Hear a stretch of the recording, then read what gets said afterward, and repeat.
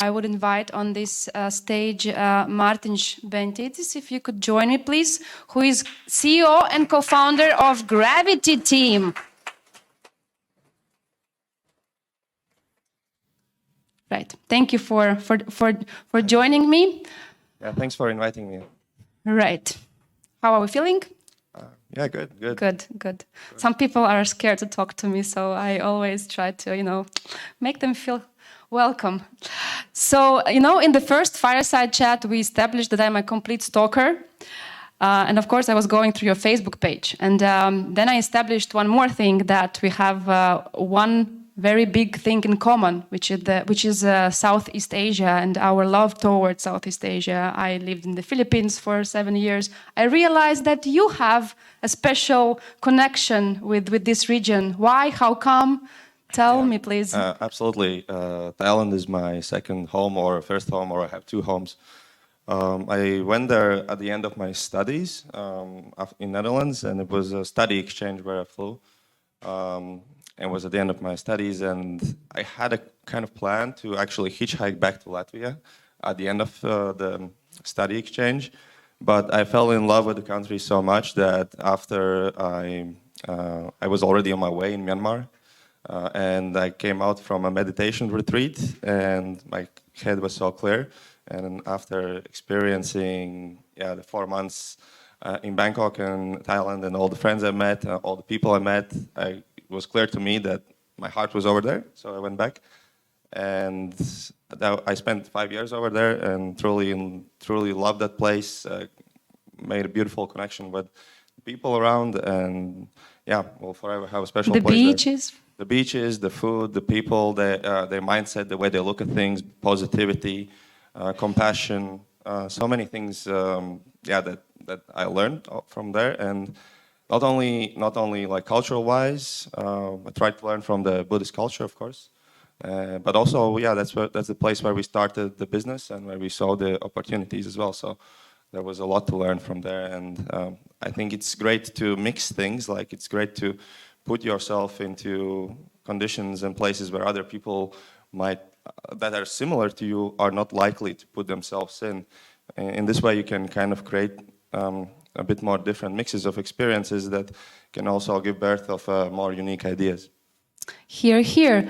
I do agree that region is like a magnet, and life, it actually teaches you to appreciate life, because life for many people there is quite simple yet fulfilling. So, and so it got you inspired that much, that you came back to Latvia and co-founded Gravity Team, or a little bit about how Gravity Team kicked off, and also if I may add to that, by now Gravity Team, I would say, is very well known in the crypto industry, if I may call it crypto industry. It's not a very sophisticated way, right?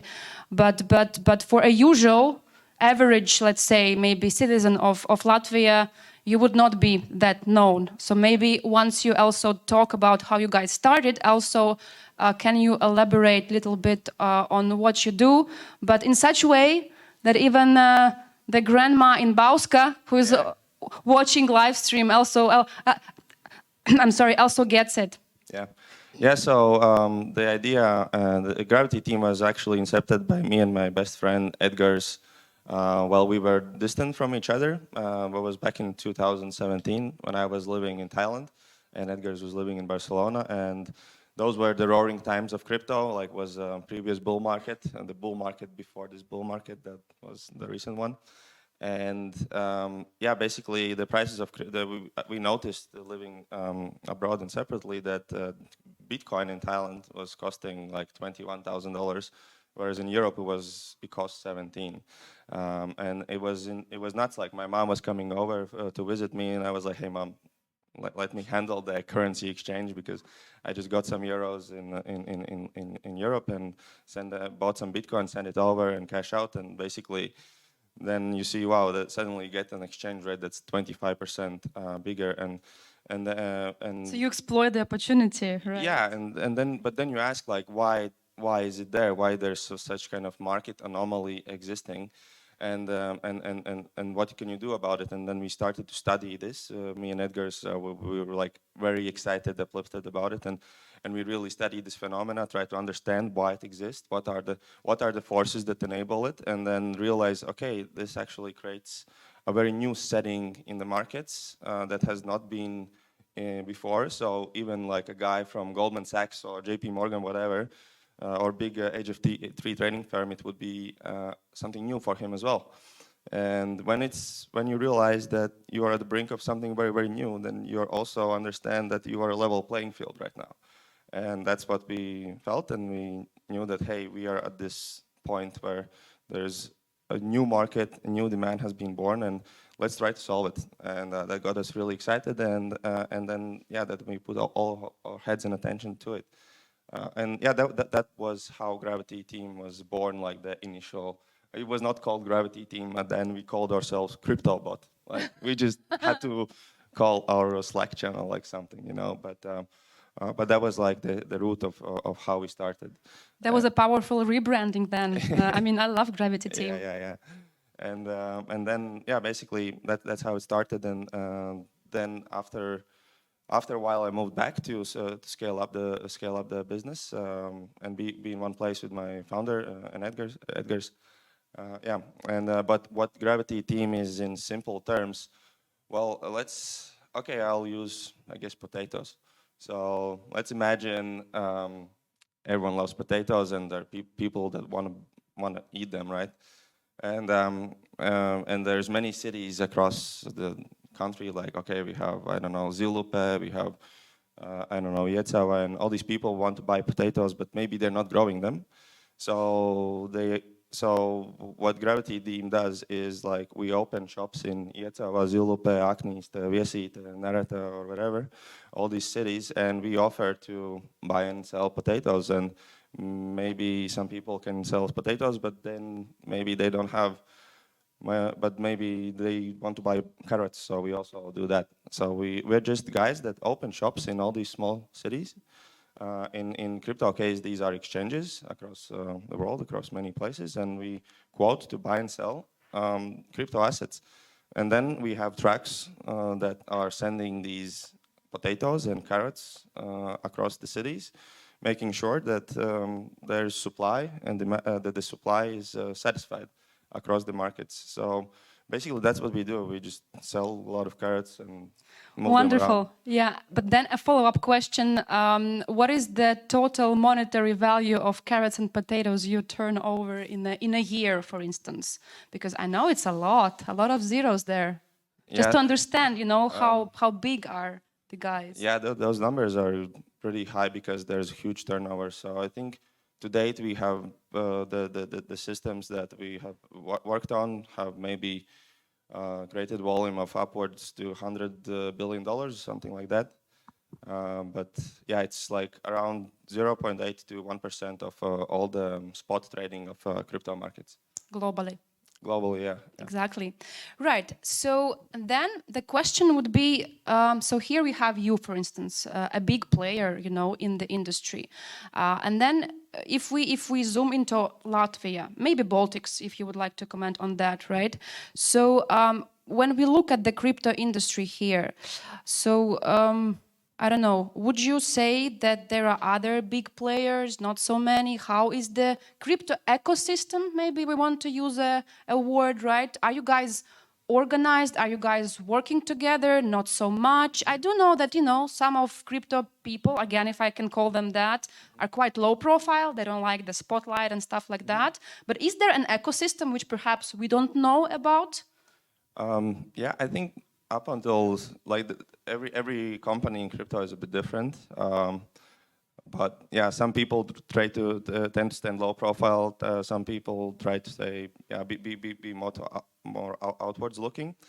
For us, our business is actually very global, and the things that we do, we don't really have clients per se.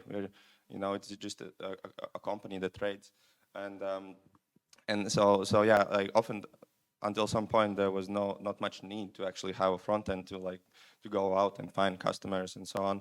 And that might be the case for some other businesses as well, that they are very much globally focused instead of like locally focused.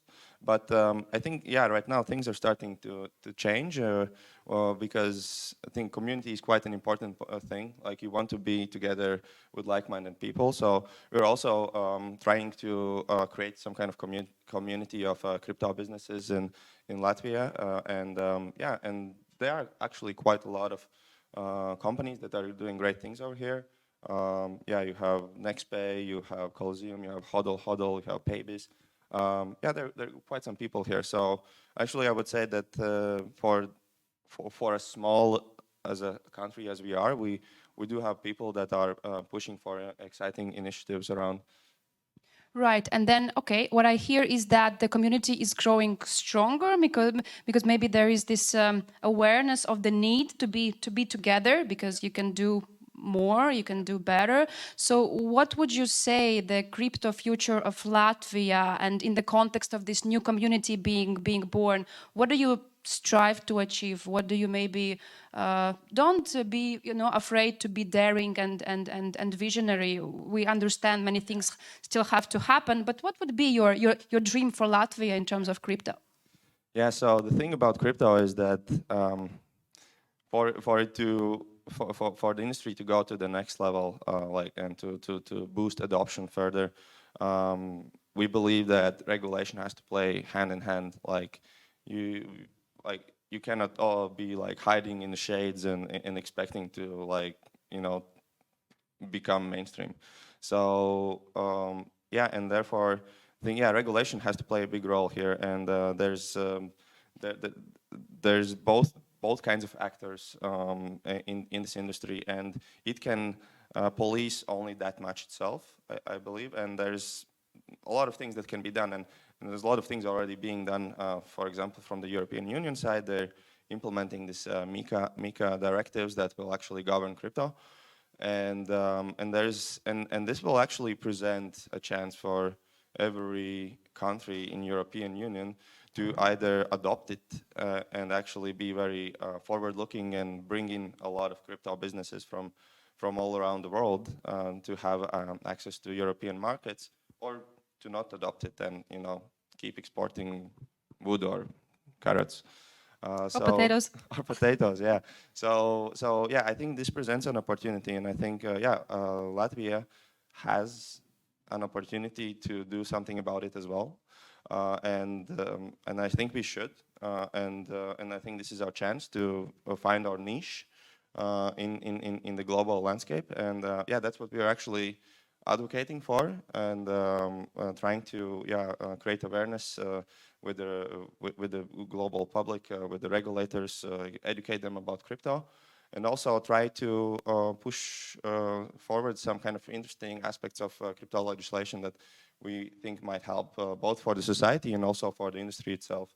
I mean, to me, one of the most exciting things that I think would really benefit everyone, and it's also something that hasn't been done much anywhere else in the world, except for few cantons in Switzerland, is actually accepting crypto as a means of paying tax. And this will be kind of like the shortest and most catchy signal from the top of the government to say, hey, the rest of the world, we invite all of the crypto businesses to come over here and to build. We welcome you. We think we want to work with you. We want to sort out the problems together. And also there's a lot of gain for governments as well, because they just would have another way how to collect taxes, and which government doesn't love to collect taxes, right? So Yeah, that's a very good question. So just to recap for you guys, right? So at some point soon enough, for the Latvian government, it will be like a pivoting point in a way, or rather a decision would need to be made, right? So either we adopt, it's no longer a choice. They would need to adopt something, because at the EU level, it's being decided that the MiCA, the regular, which basically regulates the crypto and what was that, capital assets, right? Yeah, I don't Something remember like what that. MiCA was. Yeah, Not a like, liar. exactly. So and there would be two choices. One is just to do something for the sake of doing because it's demanded. by the EU, and we don't really care if it works or not, just, check. And the second option would be to actually do something meaningful, and with that attract quite a lot of business to Latvia, quite a lot of investments. So two options, right? Right now, I understand you're trying to push for the second, if we're doing that, might as well do something cool.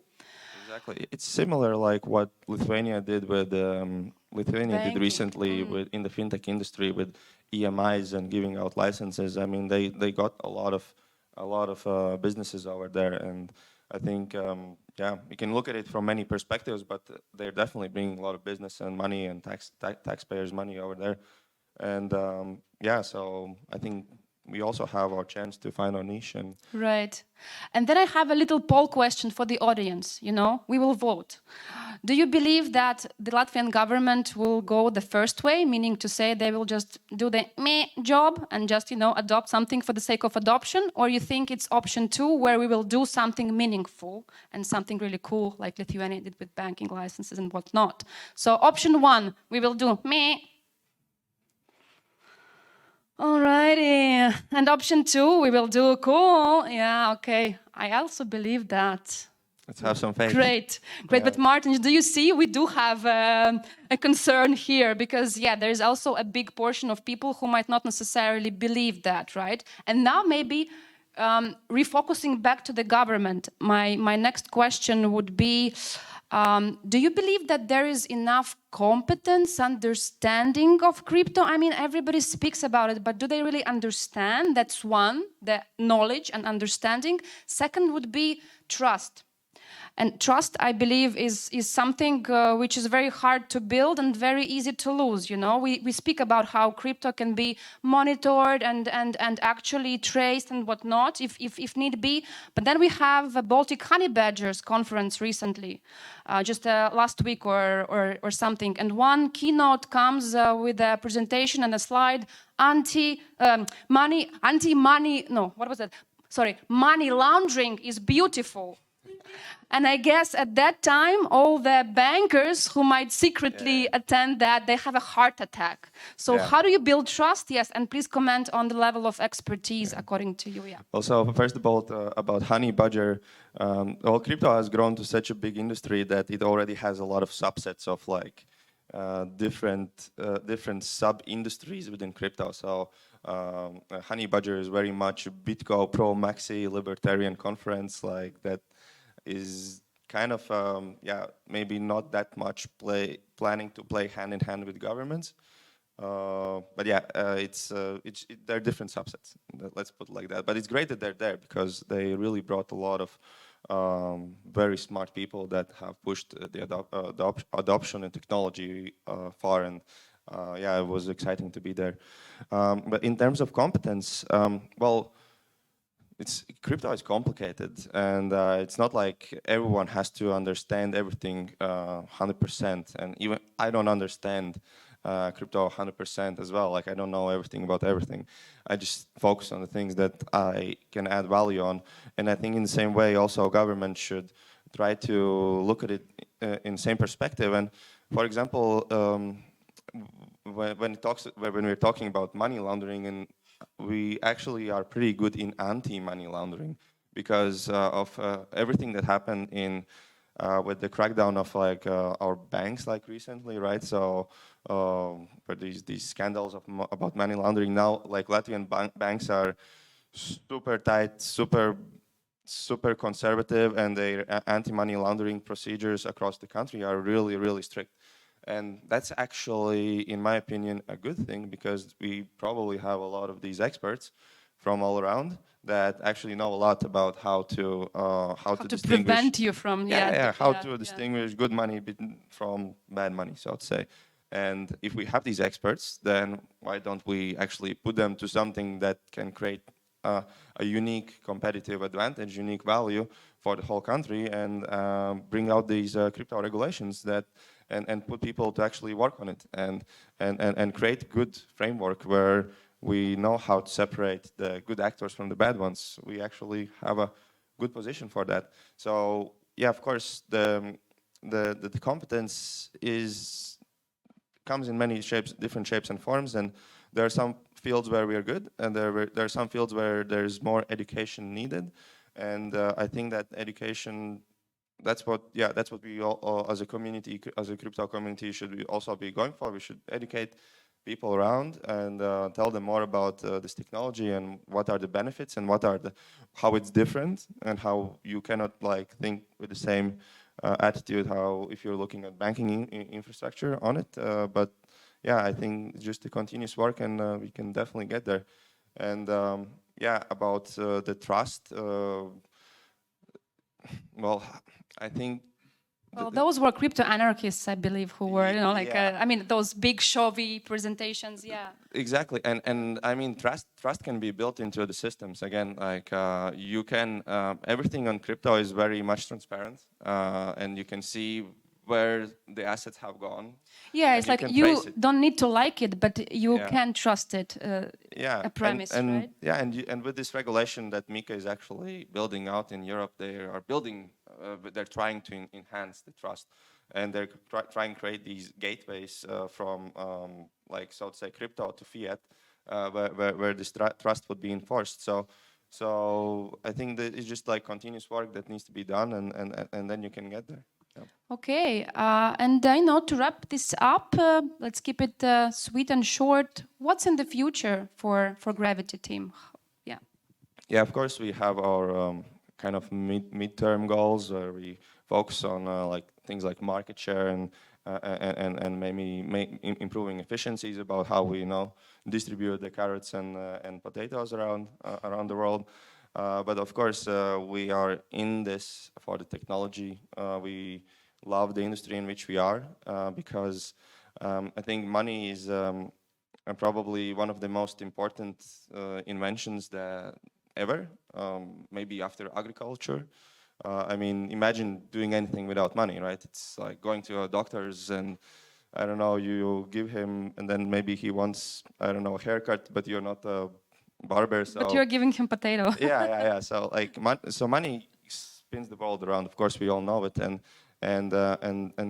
so, and there's also a kind of path how we can see how it evolved from times. It was, yeah, we used to do barter, we used to use gold, and now we have arrived to the point where like the best thing that we have found out is the fiat money that's basically governed by United States Fed, which is 70% of, yeah, basically 70-80% of all the trade in the world is done in dollars, because when you make a SWIFT transaction, whatever you send euros to, I don't know, Thai baht or whatever, it actually exchanges through dollar in between. So we live in this kind of world, and that's the best thing that we have found out so far, right? And it really is the best. We don't know of anything better.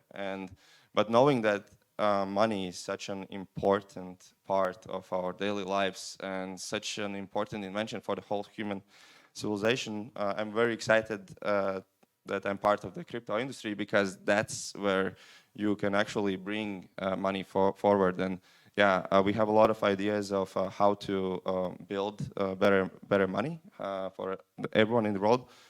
I mean, when you go to Philippines and then like you suddenly see, oh, everything is so cheap here, nice, so I can live here and I can spend less.